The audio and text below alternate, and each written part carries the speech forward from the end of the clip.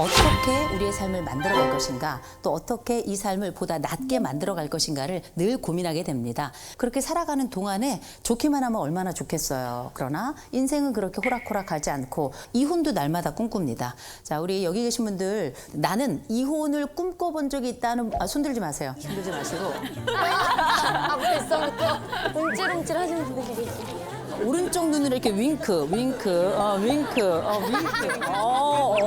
너무나 많아요. 깜짝 놀랐어요. 여기 중에 윙크 안 한 사람은 지금 우리 남보라 씨밖에 없어요. 그런 것 같아요. 그런 것 같아요. 결혼한 지 한 달 뭐 약간 됐기 때문에 전 너무 좋죠. 아직 뭘 몰라서 그래요. 네.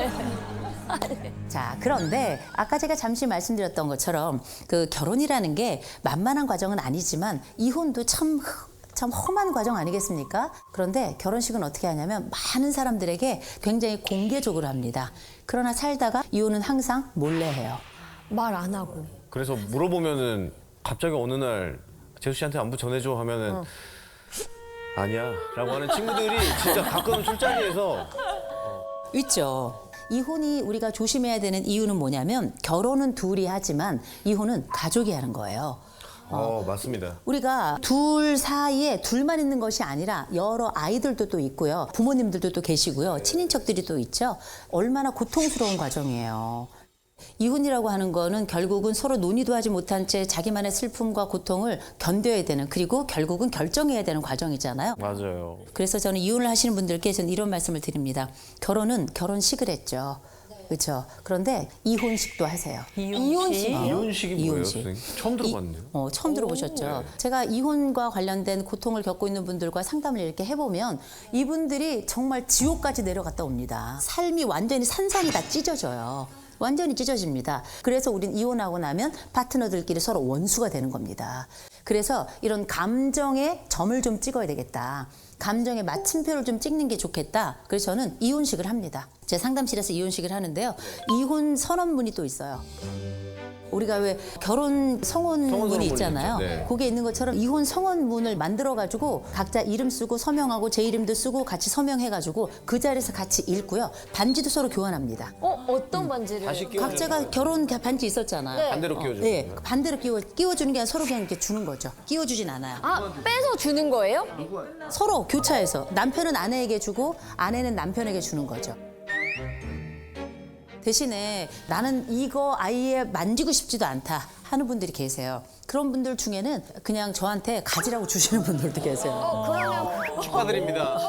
본방석에 아주 앉으셨네요, 아주. 근데 다이아는 안 주시더라고요.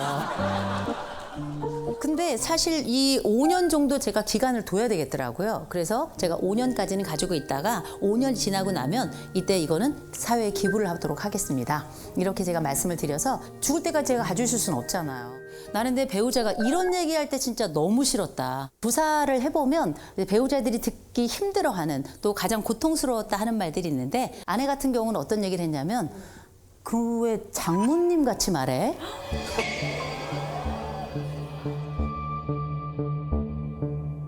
또 한 가지는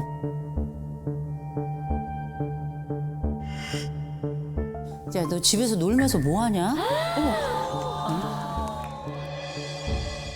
남자분들이 조금 다릅니다. 남자들은 네가 그러면 그렇지. 어머나. 야, 말을 말자. 이거 굉장히 무시하는 얘기예요. 그 존재를 순간에 날려버린 이야기거든요. 사실은 싸우는 건 하나도 중요하지 않아요. 중요한 건 뭐냐면 우리가 해야 될 말이 있고 하지 말아야 될 말이 있어요. 그래서 이 말이 하지 말아야 될 말이다 싶을 때는 입을 열어서 자기 입에 주먹을 집어 넣으셔야 돼요. 입을 틀어 막아야 돼요. 나도 모르게 막 튀어나오고 토하듯이 나오기 때문에 이거 굉장히 중요한 과정이다 꼭 말씀드리고요. 그리고 그럴 때 우리 스스로 이렇게 약간 조망하는 능력을 갖는 게 필요해요. 왜 조망을 해야 되냐?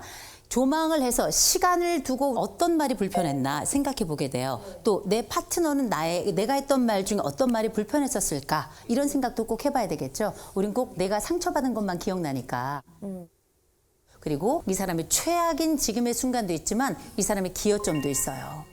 이 사람이 잘했던 지점도 있고 못난이 지점도 있고, 이런 평균값을 쭉 내봤더니 이 사람의 평균값이 나쁘지 않아. 그러면 이 사람하고는 살만한 거예요. 그러니 여러분 스스로 어떤 상황이 닥쳤다? 그럼 이 지점만 생각하지 마시고 이 사람의 평균값을 기억해 주셨으면 좋겠고요. 대신 그 평균값을 낼 땐 여러분의 평균값은 어떤지 생각해 보셔야 돼요. 나라는 사람이 잘했던 건 뭐고 나라는 사람이 최악인 지점은 어떤 걸까? 이렇게 생각을 해보잖아요. 훨씬 나라는 사람에 대해서도 조금 더 진중하게 생각하게 되고 내 배우자에 대해서도 좋은 지점을 발견하게 됩니다. 평균값을 꼭 기억하실 것. 무엇보다 이제 여러분하고 함께 이야기 나누고 싶은 게 이제 20대, 30대의 결혼이 지금 현재 조금 나이가 먹은 40대, 50대, 60대하고는 굉장히 다릅니다. 2030이 가지고 있는 이 다툼과 또 이혼의 트렌드는 조금 달라요. 제가 이제 하나의 사례를 말씀드리면 이 사례도 이제 저희가 상담했던 사례고 실제 이 사례도 얘기를 해야 해도 된다라고 허락을 받은 사례입니다. 이 말씀을 잠깐 드리면 이 부부가 30대인데 일단 이 집은 집안일 가사 분담이 정확해요. 정확해서 남편이 설거지를 하죠. 그럼 아내는 이 설거지에서 벌레가 나도 안 치워요.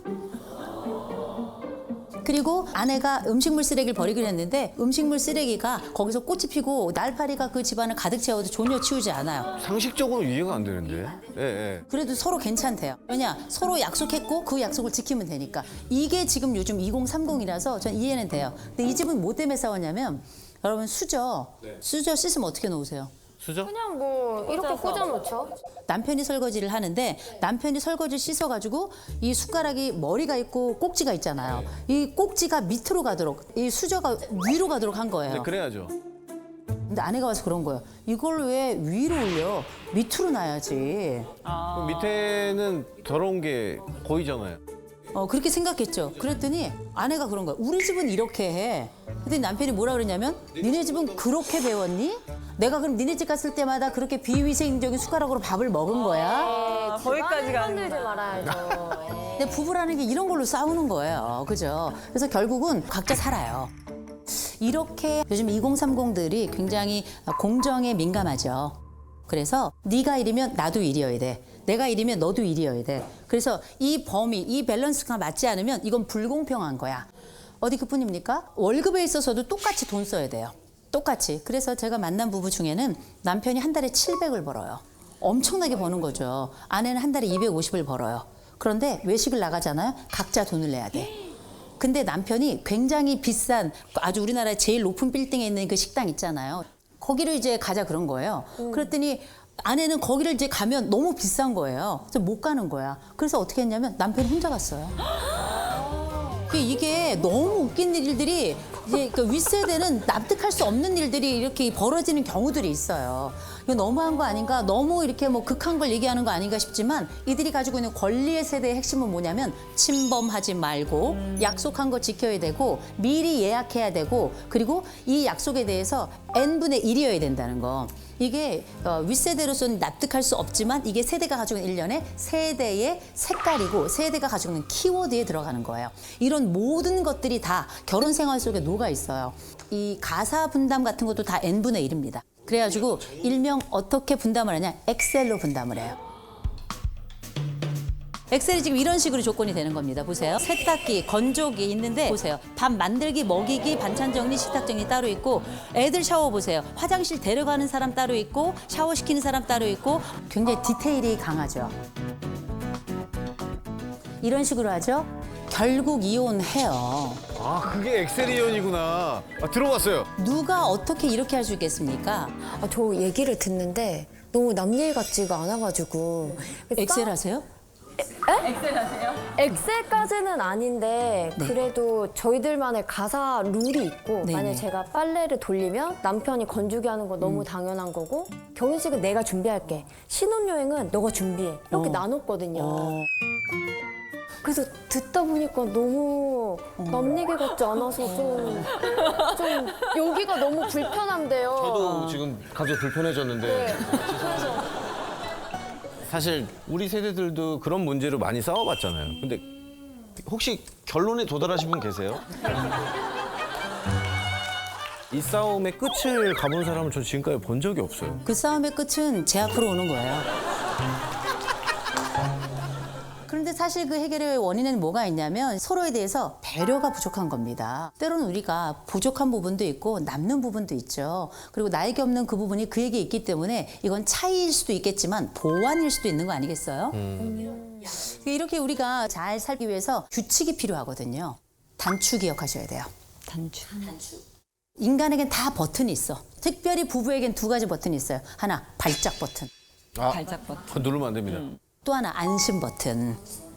우리가 결혼하잖아요? 그러면 누구나 다 발작 버튼이 있지만 처음엔 모르고 눌러요. 모르고 막 누르고 고통스러워하죠? 나중엔 알고 누른다. 근데 우리가 서로의 발작 버튼을 알고 있다고 생각하는 부부들이 많아요. 의외로 굉장히 모릅니다. 굉장히 모르기 때문에 알려주셔야 됩니다. 여보, 나는 이런 말이 힘들어. 이런 말은 안 해줬으면 좋겠어.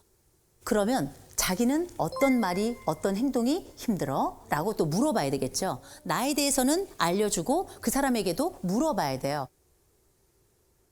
그런데 얘기할 때 보면 대부분 어떻게 얘기하냐면 내가 싫어하는 행동 좀 하지 마. 이런 얘기를 하거든요. 이런 얘기는 제대로 된 제안을 한 게 아니에요. 모든 말, 행동은 당장 이 그림이 눈에 떠오르는 것처럼 해야 그 사람이 이걸 어떻게 변화시킬지도 알고 그 행동이 변화했는지 안 했는지도 알게 되는 거거든요. 굉장히 중요한 겁니다. 아시겠죠? 또 한 가지 회복 버튼, 일명 안심 버튼은 훨씬 더 중요해요.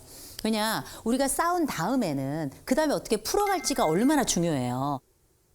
그래서 이를테면 저희 남편은 저를 어떻게 풀어주는지 너무 잘 알아요. 갑자기 막 요리를 시작해. 아니면 저를 막 식당으로 데려가요. 그래서 막 먹으라 그래요. 그럼 제가 뭐라 그래요? 나 이거 지금 입맛 없어. 나 지금 내가 이거 먹을 기분 아니야. 그럼 저희 남편이 우선 씨 먹어봐. 먹잖아? 괜찮다? 저는 제 남편을 사랑하기도 하지만 정말 존경합니다. 저희 남편이 뭐 인물이 좋아서 이런 게 아니라 정말 이렇게 수용력이 좋은 사람이라 저는 무슨 일 있으면 제가 남편한테 가면 남편이 물어보지도 않아요. 그냥 가만히 있다가 괜찮아 이렇게 안아주고. 너무 따뜻하다. 안아주면 어떻게 해요? 네. 저희 남편 정말 귀엽고요. 너무 웃긴 사람이에요. 그리고 이제 무엇보다 제 눈에 깜찍입니다. 내 여자한테만 잘해주는군요. 네. 근데 저희 남편은 원래 화를 잘 안 내는 사람이에요. 근데 화를 안 내는 사람은 도대체 어떻게 풀어줘야 되는지 잘 몰라요. 그런 경우라도 전 물어보죠. 자기야, 당신이 화났을 땐 내가 어떻게 했으면 좋겠어? 그랬더니 자기를 그냥 좀 놔두래요. 그러면 언제까지 놔두면 될까? 그랬더니 하루나 이틀이면 된대요. 그러면 화가 풀렸다는 걸 어떻게 알 수 있을까? 밥 먹자 그러면 풀린 거래요. 우리에게 이런 발작 버튼도 있고 우리 안심 버튼이 있는데 이건 역시 알려주고 그다음에 물어보자. 또 40대에 또 넘치디 또 넘칠 만큼 많아지는 것 중에 하나가 바로 또 이제 외도에 관련된 이야기인데요. 왜 기대돼요? 네. 남의 집 이야기. 이런 외도가 발생한다고 할 때 사실 사람들이 가장 힘들어하는 게 몸의 외도이기는 해요. 왜냐하면 부부라는 건 어떤 사람들입니까? 서로 너와 내가 법적으로 서로 합의된 부부관계를 통해서 다른 사람들과 분리된 또 다른 경험을 하는 거 아니겠어요? 그런데 상대방이 또 다른 사람과 어떤 특정한 관계를 맺었다 생각이 들면 그때부터 그 사람에게 일종의 오염감을 느껴요. 이 사람이 나와의 순전한 관계를 더럽혀서 그 사람과 함께 내가 또 다른 관계를 맺어간다는 게 내가 오염된다는 느낌. 그래서 불결하다. 이런 불결감이 상대방과의 감정도 벌어지게 합니다. 그런데 이것 말고 우리가 또 많이 들었던 정서적 외도가 있죠. 정서적 외도도 놀라울 정도로 몸의 간격을 벌려놓습니다. 왜냐하면 상상의 단추를 눌러요. 그래서 이 사람이 정서적 외도를 넘어서 몸의 외도까지 했을 것이다라고 암묵적으로 생각을 해요. 그러니까 사실 정서적 외도는 더 상상하게 만들고 상상의 관계를 더 악화시키고 악화된 관계 우리를 완전히 극으로 치닫게 하는 거죠. 그래서 우리는 이 장면을 뭐라고 부르는가? 지옥이다. 이런 지속적인 외도를 하는 사람은 상대방을 태웁니다. 태우는 행위예요. 생각해 보세요. 이 한 번의 외도라고 하는 건 단기에 어쩌다가 넘어지듯 일어나는 게 아니에요. 그건 세월을 두고 일어난 사건이에요. 들어간 시간이 있고 노력이 있고 공이 있고요. 그리고 몰래 어떤 관계를 만들기 위해서 했던 그 거짓말의 숫자들이 있단 말이에요. 쉽게 용서하시면 안 돼요. 저는 웬만하면 이혼을 권하지 않습니다. 그런데 그 모든 와중에도 저는 이혼을 해라라고 말씀드리는 경우가 있습니다. 지속적인 폭력이 있는 경우예요. 이 폭력이라는 건 말입니다. 반드시 가속도가 붙어요. 내가 처음에 한번 툭 치는 건 실수일 수도 있겠지만 맛보기일 수도 있어요. 그래서 간을 보는 거죠. 내가 이를 이렇게 다뤘을 때 쉽게 넘어가고 오케이를 해? 다음번은 어떻게 조금 더 강도를 높여보겠죠. 그 다음에는 어떻게 미는 것을 넘어서 뺨을 한번 때려보겠죠. 그 뺨을 때린 다음엔 또 다른 주먹이 나가겠죠. 쉬운 용서는 곧 이어 또 다른 폭력을 바로 빠른 속도로 불러오게 됩니다. 그래서 우리가 이렇게 하는 용서를 뭐라 그러냐? 값싼 용서라고 부르는 거예요. 값싼 용서. 이 값싼 용서는 그야말로 우리가 값싼 은혜를 베푸는 것과 똑같은 거거든요. 함부로 용서하시면 안 됩니다. 지속적인 폭력이 나타난다. 이건 사람하고 사는 게 아니에요. 범죄자하고 사는 거잖아요. 그 피해자 몸의 상처는 이 심장뿐만 아니라 심정에도 멍을 내게 돼 있는 거예요. 그래서 잊지 마시고 지속적인 폭력이 이어진다. 이건 반드시 꼭 상담은 받으시되 이혼도 고려하셔라. 두 번째가 중독입니다. 중독은 정말 답이 없어요. 중독은 그게 알코올이 됐건 아니면 그게 마약이 됐건 아니면 그게 어떤 종류가 되든지 간에 잊지 마시고 무조건 치료받아야 되고요. 하나 더 나아가서 이 중독을 앓고 있는 분들 주변에 있는 분들 중에 보면 그분들을 계속 서포트하는 사람들이 있어요. 그 가족들이. 중독을 서포트해요? 그럼요. 서포트한다는 건 뭐냐면 이걸 옆에서 누군가는 계속 돈을 벌어다 주고 생활을 유지하고 그 술을 사다 주고 그렇게 이 삶을 지탱하도록 그 시스템이 돼주는 사람들이 있어요. 이 사람이 나빠서가 아니에요. 세상 천사들이에요. 그러나 이런 사람들을 우리가 뭐라 그러냐? 공동의존자라고 불러요. 공동의존자라는 건 뭐냐면 자기 스스로도 의존자가 됐다는 걸 모르는 거예요. 알코올 중독은 알코올에 의존이 되는 것이지만 공동의존자는 이 사람에게 의존되는 겁니다. 중독의 가장 핵심은 뭡니까?